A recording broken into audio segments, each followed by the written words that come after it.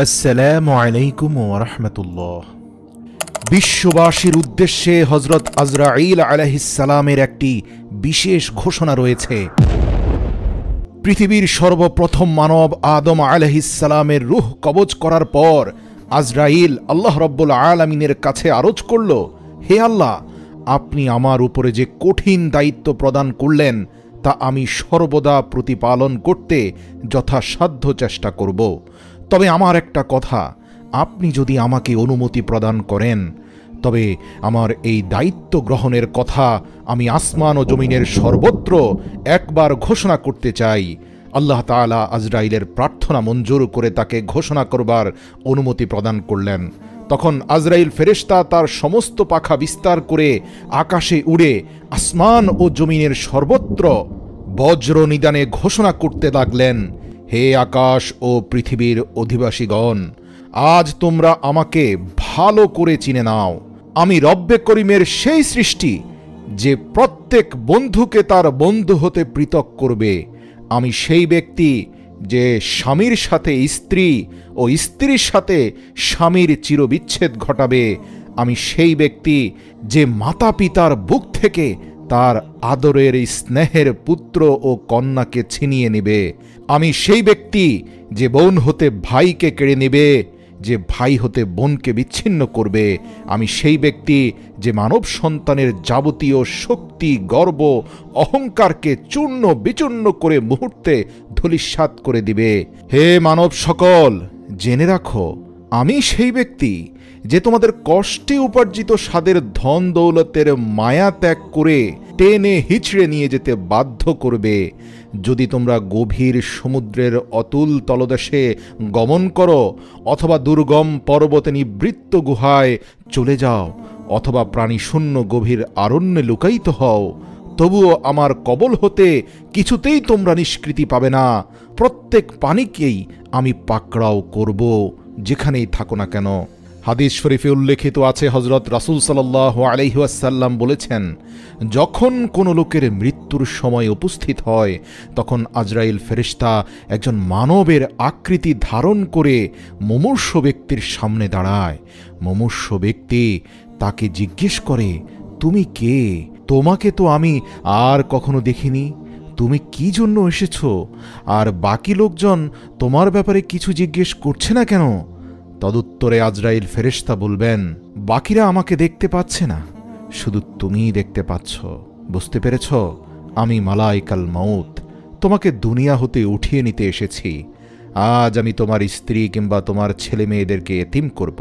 তুমি যে বাড়িঘর, যে দালান কোঠা প্রস্তুত করার জন্য, যে বিষয় সম্পদ অর্জন করার জন্য চুরি ডাকাতি করেছ, ঘুষ নিয়েছ, লোকের সাথে ছল ছাতুরি প্রবঞ্চনা করেছ, মিথ্যা সাক্ষ্য দিয়েছ, মিথ্যা প্রবঞ্চনার আশ্রয় নিয়েছ, অন্যের প্রতি জুলুম অত্যাচার করেছ, ফাঁকি দিয়েছ, শত শত প্রকারের আল্লাহর নাফরমানি করে জাহান্নাম কিনে নিয়েছ, সেই সকল বাড়িঘর, দালান কোঠা, ধন দৌলত, অর্থ সম্পদ তোমার হাত থেকে কেড়ে নিয়ে অন্যের হাতে আজ আমি তুলে দেব।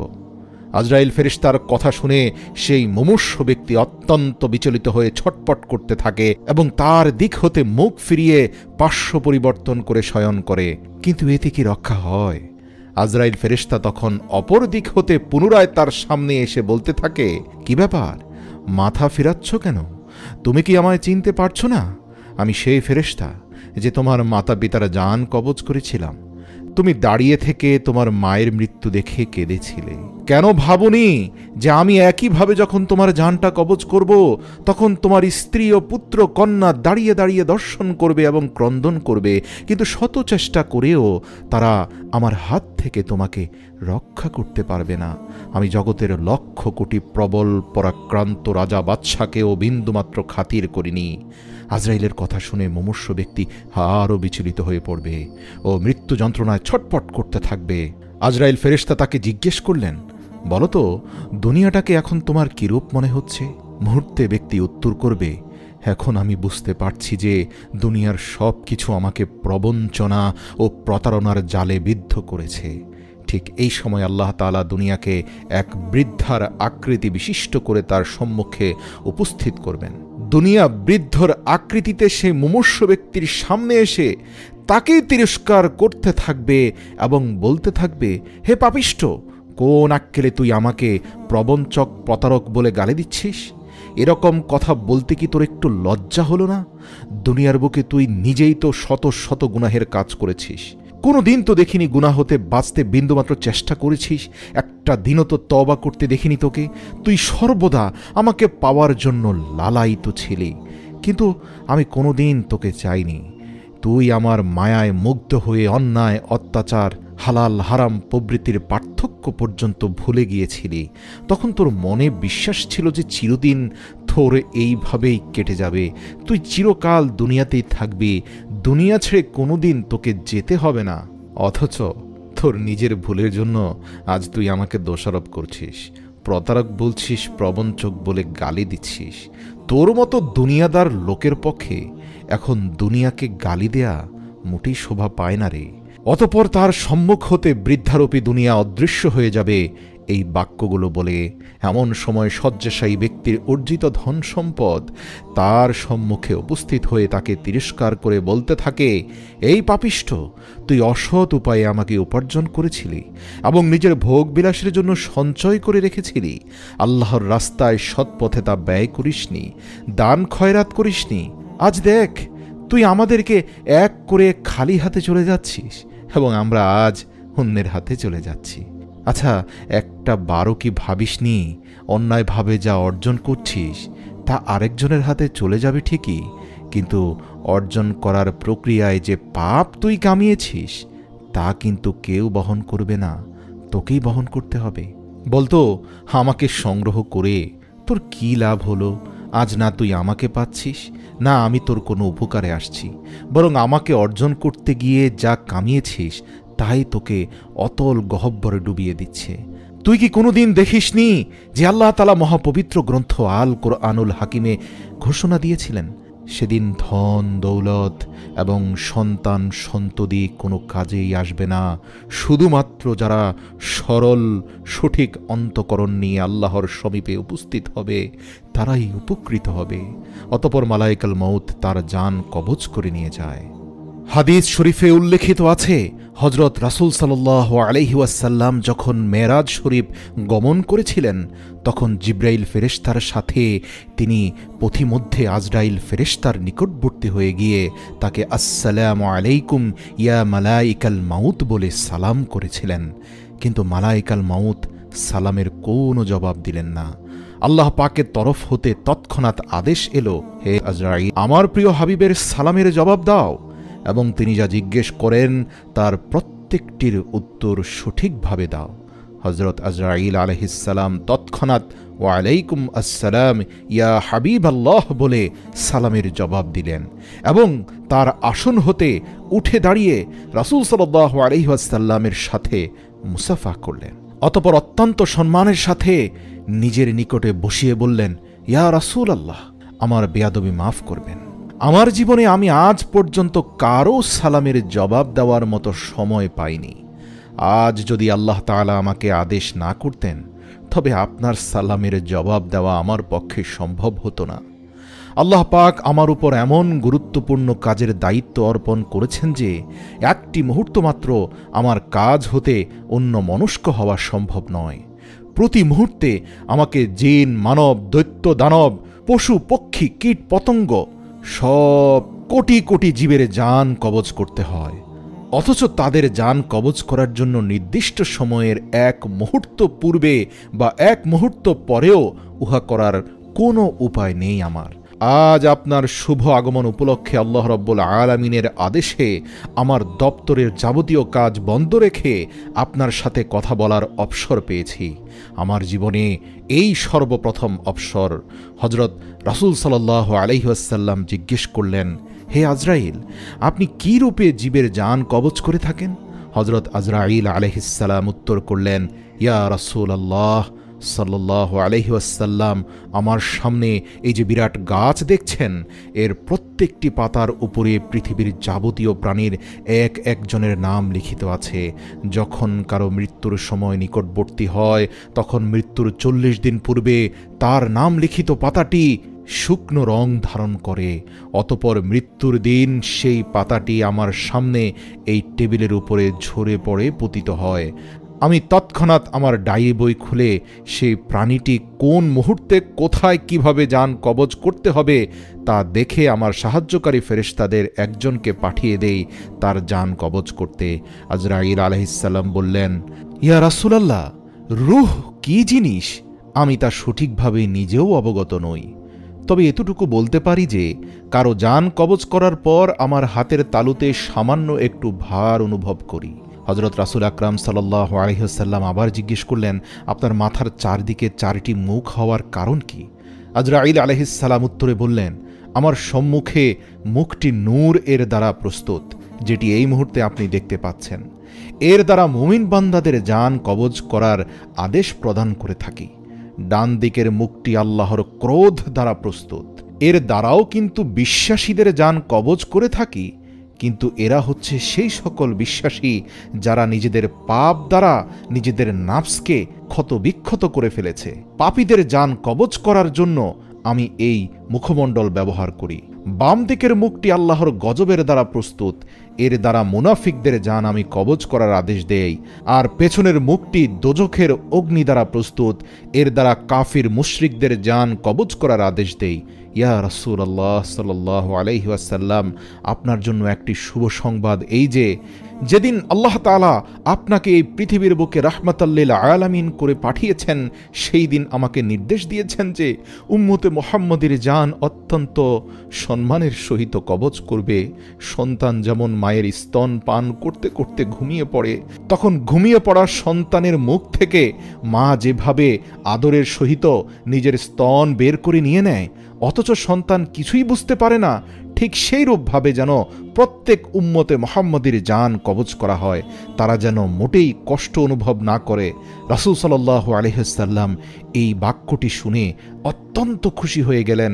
সাথে সাথে সপ্ত আসমানের উপরে সেজদায় লুটিয়ে পড়লেন। পুনরায় আল্লাহর রাসূল জিজ্ঞেস করলেন, ভাই আজরাইল, কখনো কারো জান কবজ করার জন্য আপনি আপনার এই আসন পরিত্যাগ করে নিজে উঠে গমন করেছিলেন? উত্তরে আজরাইল বললেন, হ্যাঁ, আমাকে জীবনে সর্বমোট 3 বার এই আসন ত্যাগ করে নিজেকেই গমন করতে হয়েছিল। প্রথমবারে হযরত আদম আলাইহিস সালামের শরীর তৈরি করার জন্য মাটি আনতে, দ্বিতীয়বার হযরত আদম আলাইহিস সালামের জান কবজ করতে, এবং তৃতীয়বার হযরত মূসা আলাইহিস সালামের জান কবজ করতে। নবী করিম সাল্লাল্লাহু আলাইহি সাল্লাম আবার জিজ্ঞেস করলেন, হে আজরাইল, কোন লোকের জান কবজ করার সময় কি আপনার প্রাণ ব্যথা অনুভব করেছিল? তিনি উত্তরে বলেছিলেন, হ্যাঁ, 2 জন লোকের জান কবজ করতে আমার প্রাণে অত্যন্ত ব্যথা লেগেছিল। তাদের মধ্যে একজন দুনিয়ার বিখ্যাত কাফের বাদশাহ সাদ্দাদ এবং অপরজন ছিল সাদ্দাতের মা। অন্য একটি হাদিসে আছে, রাসূল সাল্লাল্লাহু আলাইহি সাল্লাম বলেছেন, কোনো মুমূর্ষু রোগী মৃত্যুর পর যখন তার পিতামাতা বা স্ত্রী পুত্র কন্যা সকলেই চিৎকার করে ক্রন্দন করতে থাকে, মাতম করতে থাকে, তখন মালাইকাল মউত অদৃশ্য থেকে তাকে সম্বোধন করে বলতে থাকেন, হে মাতমকারী, তুমি কার উপরে এত ক্রোধ ও অসন্তুষ্টি প্রকাশ করছো? যদি আল্লাহর প্রতি তুমি এরূপ প্রকাশ করো তবে তাতে তোমার কোনো লাভ নেই, বরং এই ক্রোধ ও অসন্তুষ্টি তোমাকে গুনাহগার করে আল্লাহর গজবের দিকে টেনে নিয়ে যাবে। আর যদি আমার উপর তুমি অসন্তুষ্ট হয়ে থাকো তবে সেটাও তোমার নিতান্ত বোকামি, কারণ আমি নিজের ইচ্ছামতো কোনো কাজ করি না। আমার পালনকর্তার আদেশ পালন করাই আমার একমাত্র কাজ। আমি সেই সর্বশক্তিমান আল্লাহর কসম করে বলছি, একমাত্র এই ব্যক্তির জন্য নির্দিষ্ট খাদ্যের একটি দানা বাকি থাকতে একে দুনিয়া হতে আমি উঠিয়ে নেইনি। সুতরাং আমার প্রতি রাগ ঝাড়ার কোনো কারণ নেই। আল্লাহ তাআলা যার মৃত্যু যেখানে সাব্যস্ত করেছেন সেখানেই হবে, এটাই আল্লাহর বিধান। মৃত্যু নিয়ে হযরত সুলাইমান আলাইহিস সালামের সময়কার একটি ঘটনা আপনাদের আশ্চর্য করে দিবে। ঘটনাটি ঘটেছিল হযরত সুলাইমান আলাইহিস সালামের চোখের সামনে। সেই ঘটনায় মালাইকাল মউত তথা আজরাইল আলাইহিস সালাম নিজেও হতবাক হয়ে যান। হযরত সুলাইমান আলাইহিস সালাম নিজেও আশ্চর্য হয়ে যান। হযরত সুলাইমান আলাইহিস সালাম নিজের এক মন্ত্রীর সঙ্গে কথাবার্তা বলছিলেন। এমন সময় খুব সুন্দর চেহারা ও দামি পোশাক পরিহিত এক ব্যক্তি সুলাইমান আলাইহিস সালামের মজলিসে প্রবেশ করল এবং সে কিছুক্ষণ বসার পর চলে গেল। তার যাওয়ার পরে মন্ত্রী সুলাইমান আলাইহিসসালামকে জিজ্ঞেস করলেন, হে আল্লাহর নবী, এইমাত্র আপনার কাছে যে লোকটি এসেছিল ওই ব্যক্তি কে?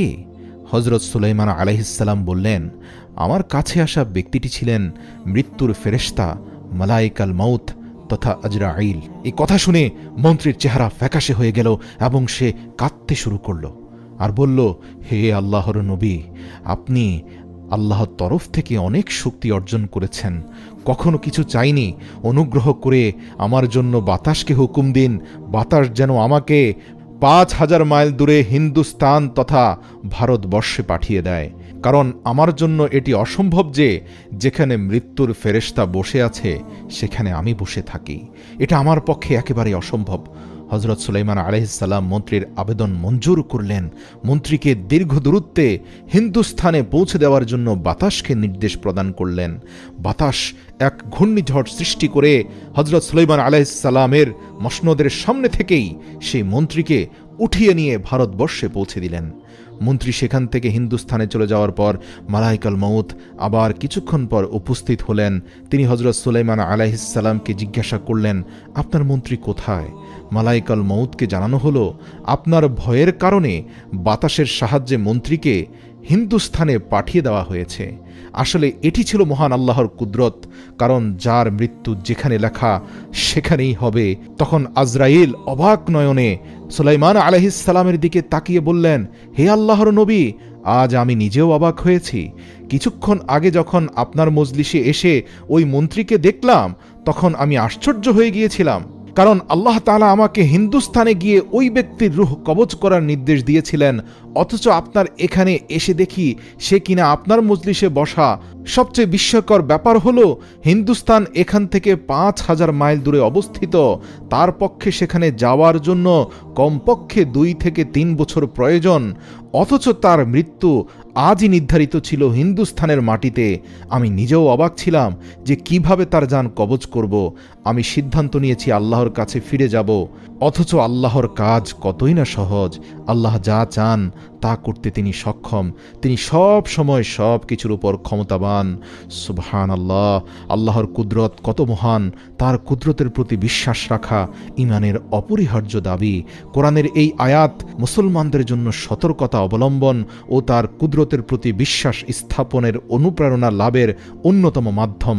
তা হলো, তোমরা যেখানেই থাকো না কেন মৃত্যু তোমাকে পাকড়াও করবেই।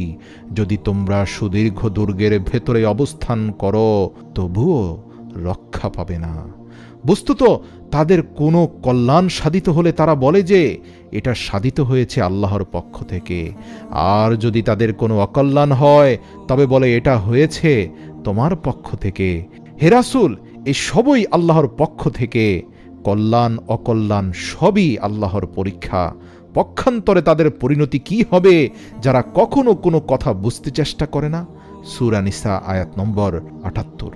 প্রিয় দর্শক, একবার ভাবুন, সর্বময় ক্ষমতার অধিকারী আল্লাহ, তিনি চাইলে সবই সম্ভব। মালাইকাল মাউত সুলাইমান আলাইহিসসালামকে বললেন, হে আল্লাহর রাসূল, আল্লাহ আমাকে পুনরায় আপনার কাছে এজন্যই পাঠিয়েছেন যাতে আমি তার অবস্থান সম্পর্কে নিশ্চিত হতে পারি। আল্লাহ আমাকে জানিয়েছেন যেখানে তার মৃত্যু নিশ্চিত হবে সেখানেই সে পৌঁছে গিয়েছে। আমিও অবাক হয়েছি যে একজন মানুষের পক্ষে এত দ্রুত এত মাইল কি করে যাওয়া সম্ভব, কিন্তু এখানে এসে আজ আমি নিশ্চিত বুঝতে পেরেছি আল্লাহ যার মৃত্যু যেখানে রেখেছেন সেখানেই তাকে মৃত্যুবরণ করতে হবে। আর এজন্যই হয়তো সে নিজ মুখে আপনার কাছে অনুরোধ করেছিল তাকে যেন আমার হাত থেকে বাঁচাতে হিন্দুস্থানে পৌঁছে দেওয়া হয়। মালাইকাল মাউত সেই ব্যক্তির রূহ কবজ করে পুনরায় সুলাইমান আলাইহিসসালামের কাছে তার রূহ নিয়ে উপস্থিত হলেন এবং বললেন, ইয়া রাসূলুল্লাহ, আমি আবার আপনার কাছে ফিরে আসলাম। দেখুন, যার মৃত্যু যেখানে আসবে তাকে সেখানেই মৃত্যুবরণ করতে হবে, একটি মুহূর্ত দেরি করা সম্ভব নয়। যেভাবে আপনার এই মন্ত্রীর রূহ নিয়ে আমি এখন আল্লাহর দরবারে পৌঁছে যাচ্ছি, অথচ সে কিছুক্ষণ আগে আপনার মজলিসে ছিল আর আমি তার রূহ কবজ করে এসেছি এখান থেকে ৫,০০০ কিলোমিটার দূর, সেই ভারতবর্ষ থেকে। এ বিষয়ে সূরা আরাফের ৩৪ নম্বর আয়াতে আল্লাহ পাক বলেন, প্রত্যেক সম্প্রদায়ের একটি মৃত্যুর মেয়াদ আছে, যখন মেয়াদ এসে উপস্থিত হয় তখন তারা চাইলে তা এক মুহূর্ত পিছিয়ে নিতে পারবে না, এমনকি এক মুহূর্ত এগিয়েও নিয়ে আসতে পারবে না। সূরা আর-রাফ আয়াত নম্বর 34। সুতরাং মুমিন মুসলমানের উচিত মৃত্যুর আগেই নিজেদেরকে খাঁটি তওবা করার পাশাপাশি মৃত্যুর জন্য পর্যাপ্ত প্রস্তুতি গ্রহণ করা। আল্লাহ তাআলা মুসলিম উম্মাহকে সঠিক পথে চলার মাধ্যমে মৃত্যুর প্রস্তুতি গ্রহণ করার তৌফিক দান করুক। আল্লাহর ক্ষমতা ও কর্তৃত্বের উপর যথাযথ আস্থা এবং বিশ্বাস রাখার তৌফিক দান করুক, আমিন। কেন রাসূল সাল্লাল্লাহু আলাইহি ওয়াসাল্লামের মৃত্যুর সময় প্রচণ্ড কষ্টে আল্লাহর রাসূল মুখ দিয়ে গঙ্গানির মতো শব্দ করেছিলেন? প্রিয় দর্শক, আল্লাহ তাআলা বলেন, পৃথিবীর সব প্রাণীকে মৃত্যুর স্বাদ গ্রহণ করতে হবে। জীবন যার আছে, মৃত্যু তার সুনিশ্চিত। আর দুনিয়াতে সবচেয়ে কষ্টদায়ক হচ্ছে মানুষের মৃত্যু। কারো আপনজনের মৃত্যুতে স্বজনের বিয়োগ ব্যথাই নয়, বরং মৃত্যুবরণকারী ব্যক্তিও প্রচণ্ড শারীরিক কষ্টের সম্মুখীন হয়। রাসূলুল্লাহ সাল্লাল্লাহু আলাইহি ওয়াসাল্লাম মানুষের মৃত্যুকালীন সময়ে এই কষ্টের বিবরণ তার উম্মতকে জানিয়ে দিয়েছেন। আবার মৃত্যুর এই ভয়াবহতা হতে মুক্তি লাভের সুস্পষ্ট আমলও শিখিয়ে গিয়েছেন।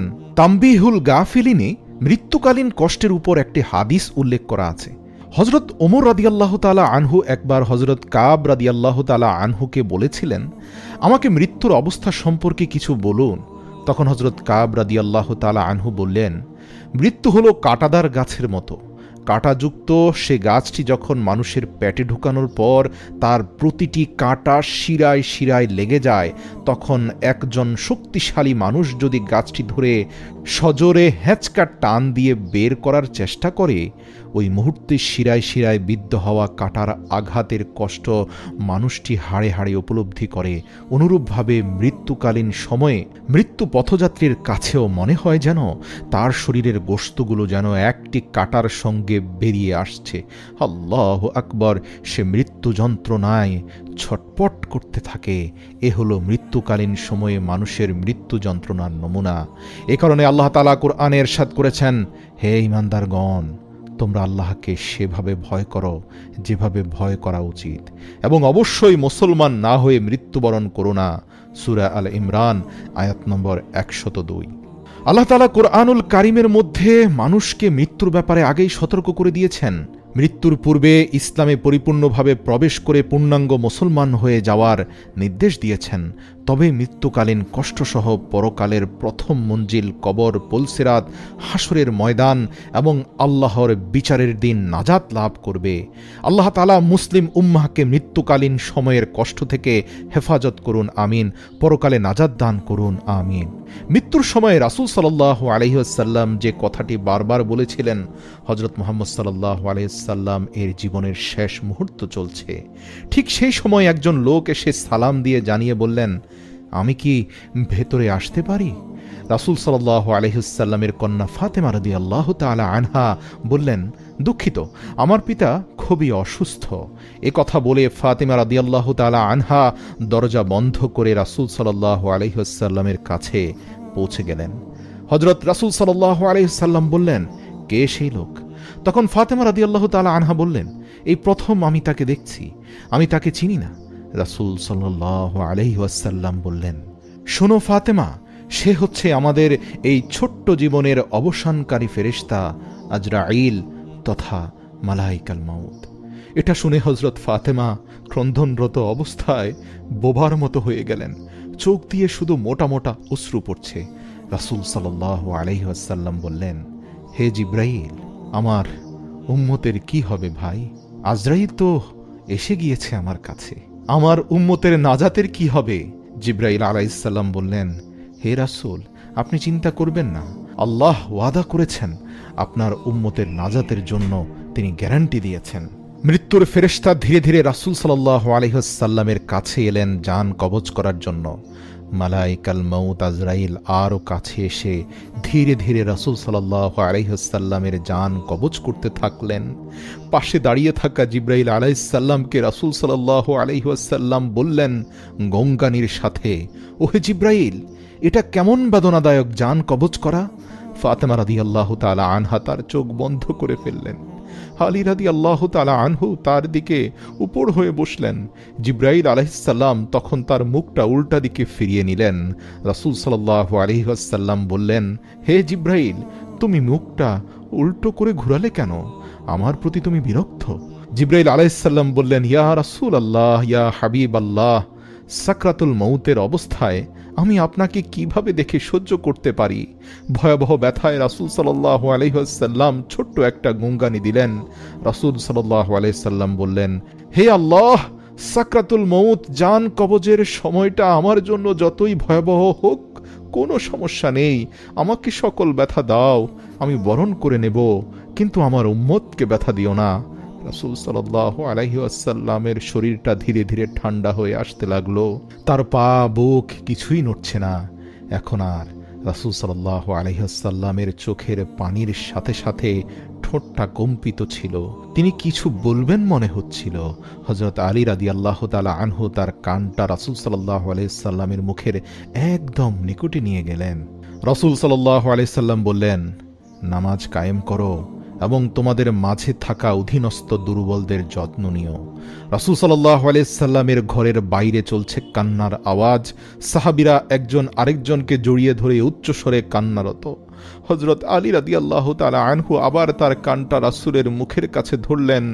রাসূল সাল্লাল্লাহু আলাইহি সাল্লাম চোখ ভেজা অবস্থায় বলতে থাকলেন, ইয়া উম্মতি, ইয়া উম্মতি, হে আমার উম্মতেরা, নামাজ, নামাজ, নামাজ।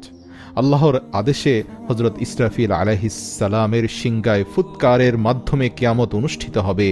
পৃথিবী ও আসমান এর সব প্রাণীর জান কবজ করার পর যখন আজরাইল আলাইহিস সালাম আল্লাহর দরবারে হাজির হবেন, তখন আল্লাহ আজরাইলকে প্রশ্ন করবেন, হে আজরাইল, আর কে কে জীবিত আছে? আজরাইল আলাইহিস সালাম উত্তরে বলবেন, হে আমার রব, হে আমার প্রতিপালক, আর মাত্র বাকি রয়েছেন জিব্রাইল, ইসরাফিল, মিকাইল ও আমি আজরাইল, জীবিত আছি।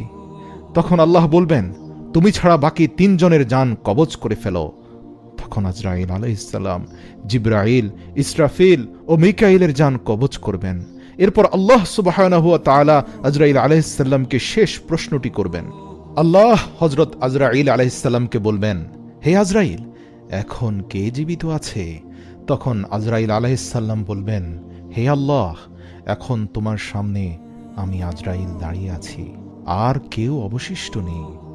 তখন রব্বে ইলাহি বলবেন, মউত, মরে যা, হে মৃত্যু সম্পন্নকারী ফেরেশতা, তুইও মরে যা। তখন আজরাইল আলাইহিস সালাম নিজের জান নিজেই কবজ করবেন। আজরাইলও মরে যাবে।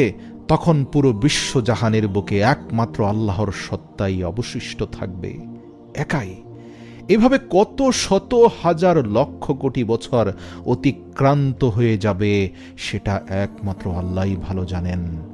কিয়ামতের পর হাসরের মাঠে যখন বিচারক আল্লাহ পৃথিবীর সব বিচারক, উকিল, মুক্তার, রাজা, বাদশাহ, স্বৈরাচার, জুলুমবাজ, শাসক যখন তার সামনে আসামির মতো উপস্থিত হবে, তখন আল্লাহ হুঙ্কার ছেড়ে বলবেন, আজকের রাজত্ব কার? সূরা আল মুমিনের 16 নং আয়াতে আল্লাহ তাআলা কথাগুলো এইভাবেই বলেন। সেটি এমন দিন যখন সব মানুষের সব কিছু প্রকাশ হয়ে পড়বে। আল্লাহর কাছে তাদের কোনো গোপন বলতে কিছুই থাকবে না। সেদিন ঘোষণা দিয়ে জিজ্ঞেস করা হবে, আজ রাজত্ব কার? সব সৃষ্টি বলে উঠবে একমাত্র আল্লাহর। আয়াতের ব্যাখ্যায় বলা হয়েছে, শেষ বিচারের সাক্ষাৎ ও সমাবেশের দিন দ্বিতীয় ফুৎকারের পরে যে ঘটনাটি ঘটবে, সেটা হচ্ছে ভূপৃষ্ঠ সমতল করে দেওয়া হবে, যাতে কোনো আড়াল থাকবে না। দ্বিতীয় ফুৎকারের মাধ্যমে সব কিছু পুনরুজ্জীবিত হওয়ার পরে তা বাস্তবায়িত হবে। কিন্তু একটি হাদিসে এসেছে, কিয়ামতের প্রারম্ভে আহ্বানকারী আহ্বান করে বলবেন, হে লোক সকল, তোমাদের কিয়ামত এসেছে। তখন জীবিত মৃত সবাই শুনতে পাবে, আর আল্লাহ প্রথম আসমানের নেমে এসে বলবেন, আজকের দিনে রাজত্ব কার? উত্তরে আল্লাহ নিজেই বলবেন, হ্যাঁ, একমাত্র পরাক্রমশালী আল্লাহর জন্যই। এখানে একটি ঐতিহাসিক ঘটনা উল্লেখ করা উচিত। খলিফা হারুনুর রশিদ যখন সর্বপ্রথম বাগদাদের শাসনভার গ্রহণ করেন, তখন তিনি দরবার ডাকেন এবং পবিত্র কোরআন মাজিদ তেলাওয়াতের মাধ্যমে তার সর্বপ্রথম অফিসিয়াল কার্যক্রম শুরু করেন। যখন কোরআন তেলাওয়াতের আদেশ দেন, একথা শুনে একজন সম্মানিত জ্ঞানী ব্যক্তি অগ্রসর হন এবং কোরআন তেলাওয়াত করেন। যখন তিনি কোরআন তেলাওয়াত করছিলেন, তখন রাজ্যের বাদশাহ হারুনুর রশিদ ভীত সন্ত্রস্ত হয়ে পড়েন। তিনি কাঁপতে কাঁপতে সিংহাসন থেকে নামলেন এবং মাথার মুকুট খুলে সিজদায় পড়লেন। বললেন, হে প্রভু, বাদশাহী আমার তো নয়, বাদশাহী শুধুমাত্র তোমার, কেননা আমার এই বাদশাহীর পর শুরু হবে বিচার। হে প্রভু, তুমি এমন বিচারক যে মামলায় আনিত অভিযোগ প্রমাণ করতে বিন্দুমাত্র সময় লাগে না, বরং আসামির পুরো জীবনের প্রতিটি মুহূর্তের ঘটনা তোমার হাতেই লিপিবদ্ধ থাকে। তোমার দৃষ্টি থেকে গোপন করার কিছু নেই। সুবহানাল্লাহ। আল্লাহ বলেন, আজ প্রত্যেক প্রাণীকে তার কৃতকর্মের প্রতিদান দেয়া হবে। আজ কারো প্রতি কোনো জুলুম হবে না। আল্লাহ অতি দ্রুত হিসাব গ্রহণকারী। সূরা মুমিনুন। এই আয়াতটির ব্যাখ্যায় তাফসিরের কিতাবে খুব সুন্দর কিছু পরামর্শ দেওয়া হয়েছে। এই যে আল্লাহ বললেন আজ কারো প্রতি জুলুম হবে না, এর মানে কি? এর মানে 1 নম্বর হচ্ছে প্রতিদানের অধিকারী ব্যক্তিকে প্রতিদান না দেয়া, এটা এক ধরনের জুলুম। 2, সে যতটুকু প্রতিদান লাভের উপযুক্ত তার চেয়ে কম দেওয়া। 3, শাস্তিযোগ্য না হলেও শাস্তি দেওয়া।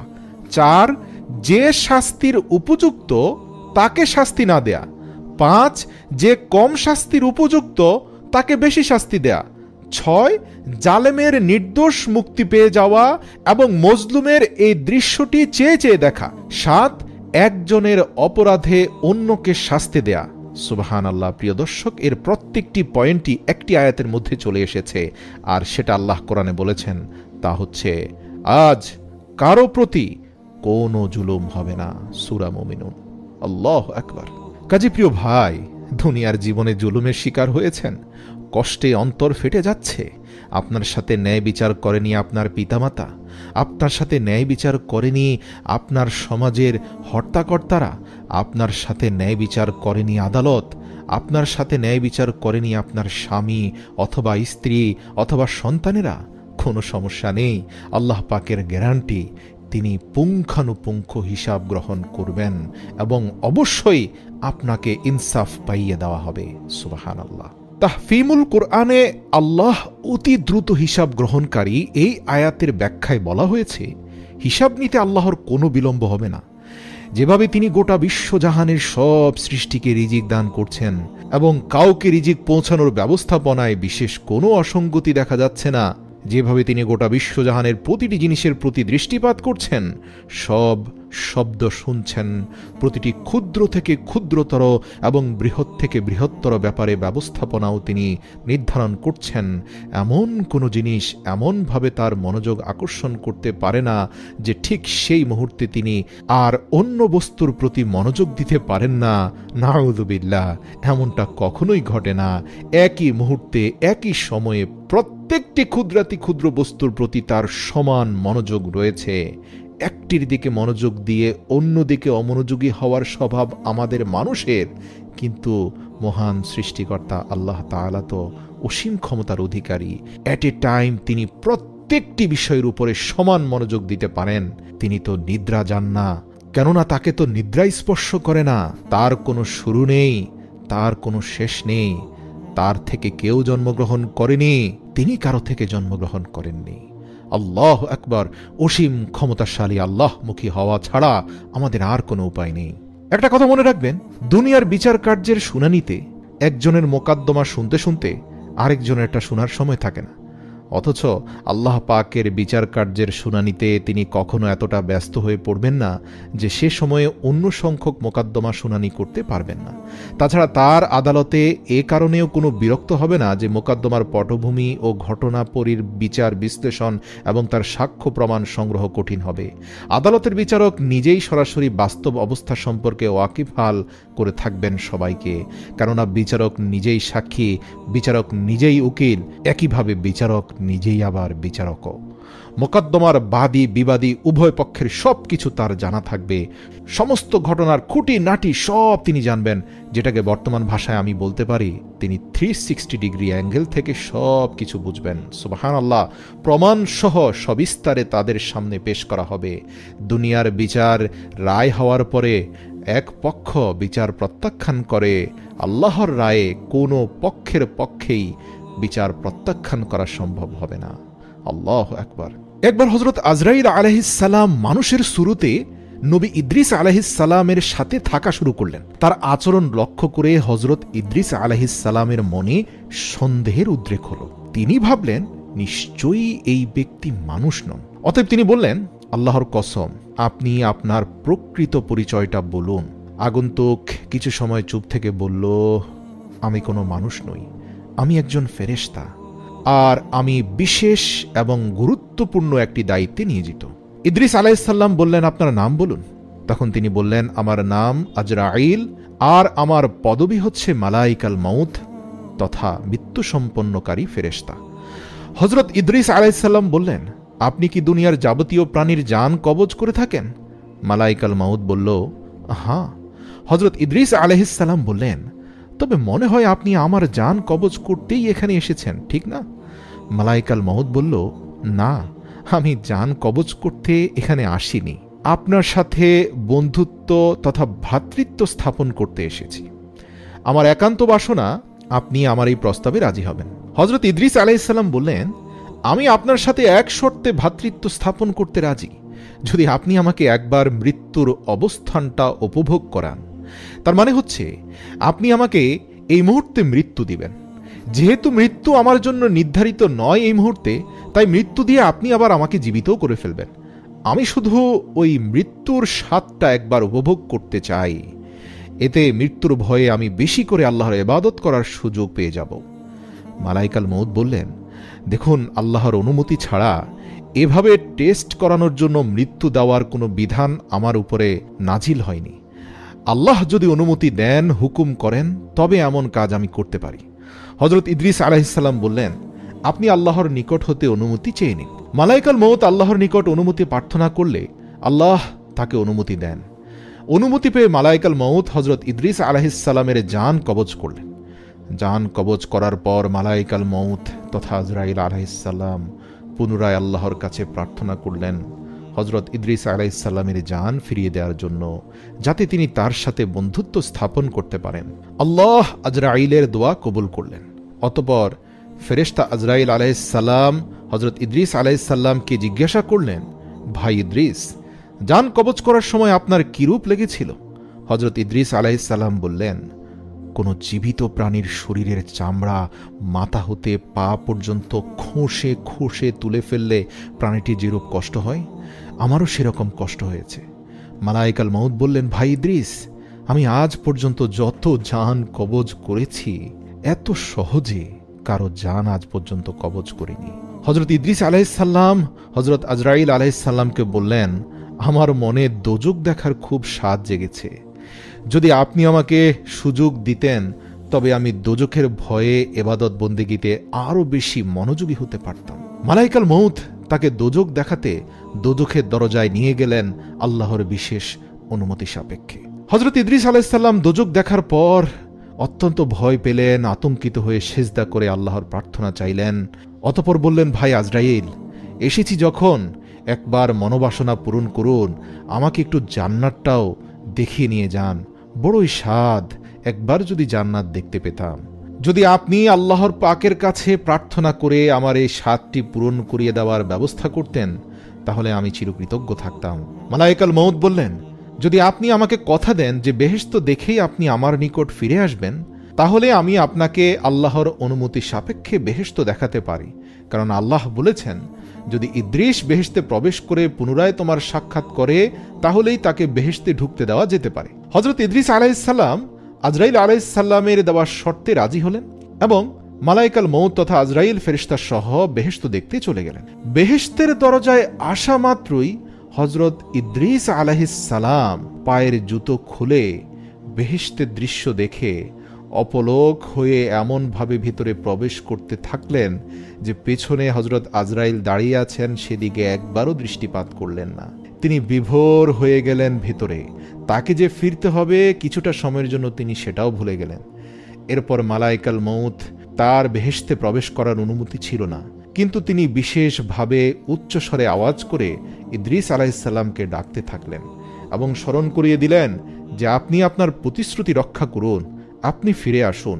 পরক্ষণেই হযরত ইদ্রিস আলাইহিসসালাম মালাইকাল মউতের কাছে ফিরে এসে নিজের প্রতিশ্রুতি রক্ষা করলেন এবং মালাইকাল মউতের হাত ধরে কিছু সময় দাঁড়িয়ে থেকে হুট করে এক দৌড়ে আবার বেহেশতে ঢুকে গেলেন। মালাইকাল মউত আশ্চর্য হয়ে তাকে ডেকে বললেন, ভাই ইদ্রিস, আপনি এ কেমন কাজ করছেন? আপনি পুনরায় কেন বেহেশতে প্রবেশ করছেন? তাড়াতাড়ি বেরিয়ে আসুন। আপনি আপনার ওয়াদা রক্ষা করুন, কেননা পৃথিবীতে আপনাকে পৌঁছে দেওয়ার পর আপনার সাথে পৃথিবীতে আমার বন্ধুত্ব করার শখ আছে। হজরত ইদ্রিস আলাইহিসসালাম বেহেশতের ভেতর থেকে জবাব দিলেন, ভাই আজরাইল, আল্লাহ তাআলা ইরশাদ করেছেন প্রত্যেক প্রাণীকে মৃত্যুর স্বাদ গ্রহণ করতে হবে এবং একবার দোজক না দেখে কেউ বেহেশতে যেতে পারবে না।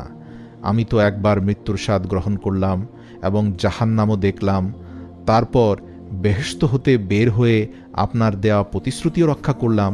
আপনার সাথে আমার শুধু প্রতিশ্রুতি ছিল যে বেহেশত থেকে আমি ফিরে আসব, কিন্তু বেহেশত থেকে ফিরে এসে পুনরায় দুনিয়াতে ফিরে যাব এমন কোনো ওয়াদা তো আমি আপনাকে দেইনি। অতএব আমি আর বেহেশত হতে বের হব না, আপনি আপনার কাজে চলে যেতে পারেন। আর এরকম বেহেশত ছেড়ে মালায়েকাল মউতের বন্ধুত্বের জন্য পৃথিবীতে ফিরে যাওয়ার কোনো মানে হয় না। মালায়েকাল মউত অত্যন্ত হতাশ হলেন এবং তিনি বুঝতে পারছিলেন না তার কি করা উচিত এই মুহূর্তে। এছাড়া তিনি বেহেশতে ঢোকার অনুমতিও ছিল না।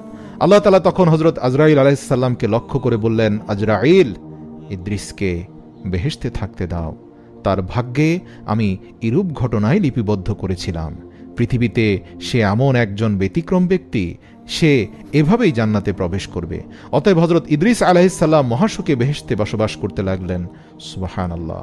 একবার হজরত মুসা আলাইহিস সালামের কাছে অনুমতি না নিয়েই তার ঘরে হজরত আজরাইল আলাইহিস সালাম ঢুকে গেলেন এবং বললেন, আমি আপনার জান কবজ করতে এসেছি। এ কথা শুনে হজরত মুসা আলাইহিস সালাম কষিয়ে এক চড় মেরে বসলেন আজরাইল ফেরেশতার গালে। এতে হজরত আজরাইল আলাইহিস সালামের চোখ বের হয়ে গেল। অতঃপর হজরত আজরাইল আলাইহিস সালাম নিজের হাতে বের হয়ে যাওয়া চোখটি নিয়ে সরাসরি আল্লাহ রাব্বুল আলামিনের দরবারে পৌঁছে গেলেন এবং বললেন, হে আল্লাহ, আপনি এমন একজন ব্যক্তির কাছে আমাকে পাঠিয়েছেন যিনি আমাকে শারীরিকভাবে আক্রমণ করেছেন এবং তিনি মরতেও চান না।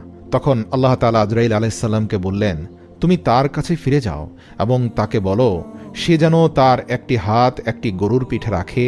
তার হাতে যতগুলো পশম থাকবে তার প্রতিটি পশমের পরিবর্তে তাকে 1 বছর করে হায়াত দেওয়া হবে।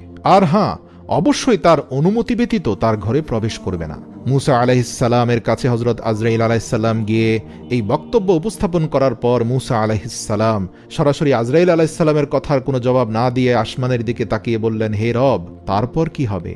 যেহেতু আল্লাহ তাআলা সরাসরি মুসা আলাইহিস সালামের সাথে কথা বলতেন, তাই আল্লাহ বললেন, হে মুসা, তারপর একদিন মৃত্যু তোমাকে অবশ্যই স্পর্শ করবে, কেননা আমার আরশের নিচের প্রত্যেকটি বস্তুর জন্যই মৃত্যু নির্ধারিত।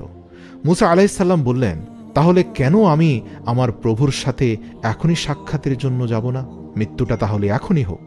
আবু হুরায়রা রাদিয়াল্লাহু তাআলা আনহু বললেন, আজরাইল আলাইহিস সালাম খামচি দিয়ে পৃথিবীর বুক থেকে 40 মণ মাটি নিয়ে এসেছিলেন। 40 মণ এঁটেল মাটি 40 বছর বৃষ্টিতে ভিজে কাদামাটিতে পরিণত হলে এই কাদামাটি দিয়ে মহান আল্লাহ তাআলা আদম আলাইহিস সালামের 60 হাত লম্বা আকৃতি বিশিষ্ট একটি দেহ তৈরি করলেন।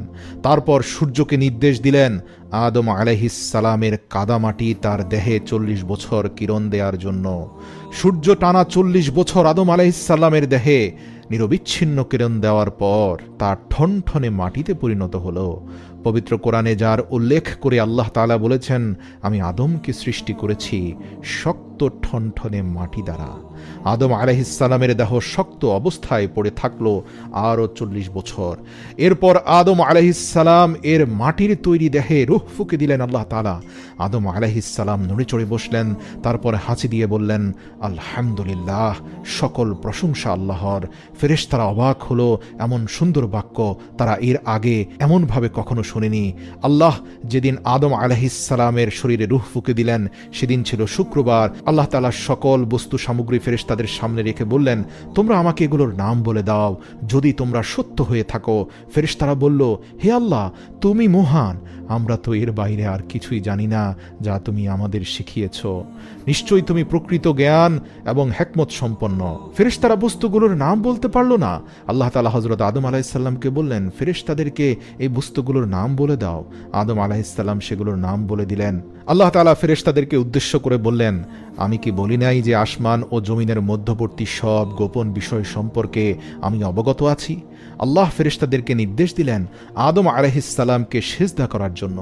সকল ফেরেশতা আদম আলাইহিস সালামকে সিজদা করল, কিন্তু ইবলিস সিজদা করল না। ফলে সে কাফের ও বিতাড়িত হয়ে গেল, আর সে চিরদিনের জন্য জান্নাত থেকে বিতাড়িত হয়ে জাহান্নামে চলে গেল। প্রিয় দর্শক, এর পরের ঘটনাগুলো আমরা জানি কিভাবে ইবলিস হযরত আদম আলাইহিস সালাম এবং মা হাওয়াকে পথভ্রষ্ট করে পৃথিবীতে পাঠালো। তাফসিরে এসেছে পৃথিবীতে একটি মাত্র মানুষ জানতেন যে তিনি কতদিন বাঁচবেন, তা হচ্ছে হযরত আদম আলাইহিস সালাম। আল্লাহ তাআলা তাকে বলেই দিয়েছিলেন তুমি পৃথিবীতে 100 বছর বাঁচবে। এ ব্যাপারে হাদিসে একটি মজার ঘটনা আছে। জান্নাতের মধ্যে একবার আদম আলাইহিস সালামের সামনে কিছু রূহকে হাজির করা হলো।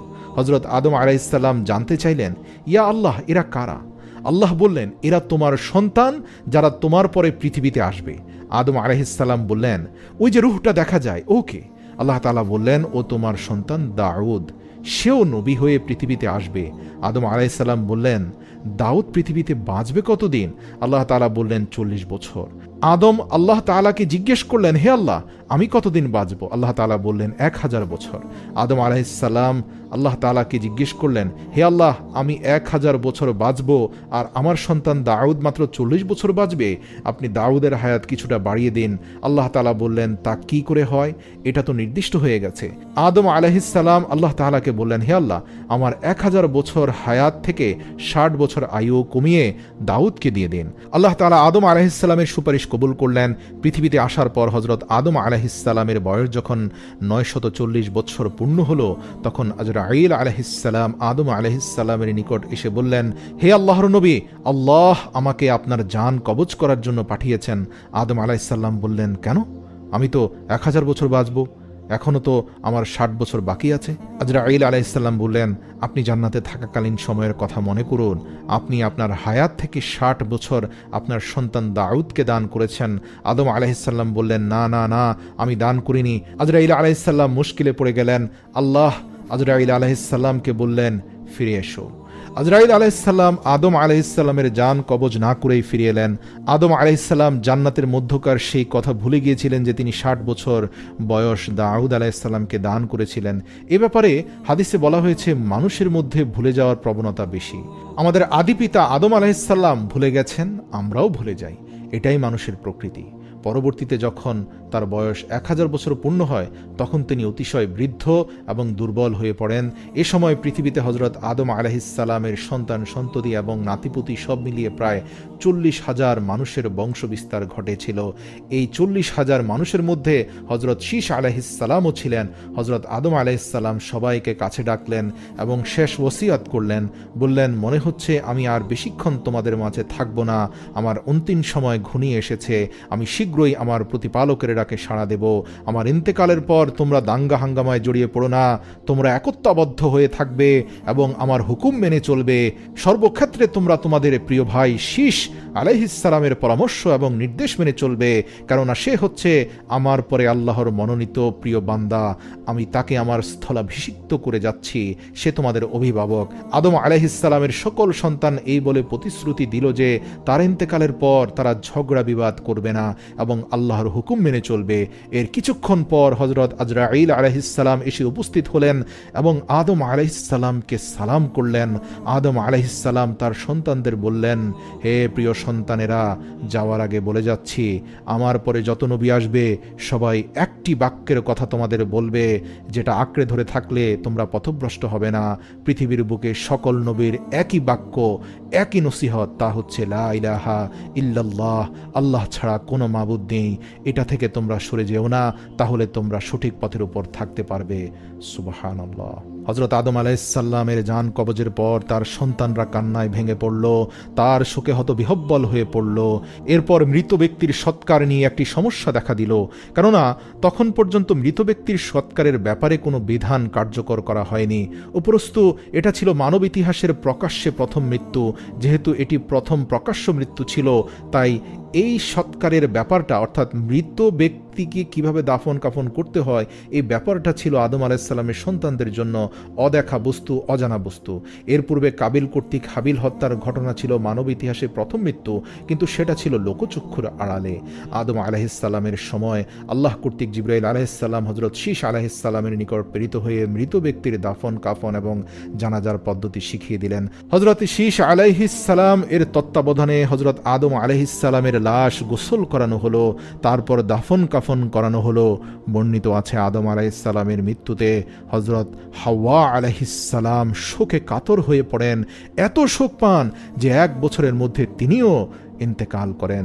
হযরত আদম আলাইহিসসালাম যেদিন মৃত্যুবরণ করেন সেদিনটিও ছিল শুক্রবার। আর যেদিন এই পৃথিবী ধ্বংস হয়ে যাবে, যেদিন মহাপ্রলয় বা কিয়ামত সংঘটিত হবে, সেদিনটিও হবে শুক্রবার। আর কিয়ামতের দিনও যত মানুষের মৃত্যু হবে তাদের প্রত্যেকেরই জান কবজের দায়িত্ব আজরাইল আলাইহিসসালামের উপরে অর্পিত থাকবে। ইসরাফিল ফেরেশতার সৃষ্টির 1500 বছর পর জিবরাইল ফেরেশতাকে আল্লাহ সৃষ্টি করেন, তারও 500 বছর পর আজরাইল ফেরেশতার জন্ম হয়। যাবতীয় জান কবজের ভার কিয়ামত পর্যন্ত তার উপর অর্পিত আছে। হাদিস শরীফে আছে আজরাইল ফেরেশতার 4খানা ডানা এবং প্রত্যেক ডানায় অসংখ্য পালক আছে। প্রত্যেক পালকের অগ্রভাগে 1টি মাথা, 1টি মুখ ও 2টি করে চোখ আছে। দুনিয়া সৃষ্টি হতে কিয়ামত পর্যন্ত যত প্রাণী জন্মগ্রহণ করেছে এবং করবে, আজরাইল ফেরেশতা তার ঠিক তত সংখ্যক মাথা উন্মুখ আছে। অবশ্যই এই সকল মুখ ও মাথা তার পালকের অগ্রভাগে অবস্থিত, কিন্তু তার প্রধান মস্তক একটি। এই প্রধান মস্তকের চারদিকে 4টি মুখ আছে। তার শরীরের প্রত্যেকটি পালকের 2খানা করে হাতও আছে। তিনি একই চক্ষু দ্বারা 2টি জীবের প্রতি দৃষ্টিপাত করেন না, একই হস্ত দ্বারা 2টি জীবের জান কবজ করেন না।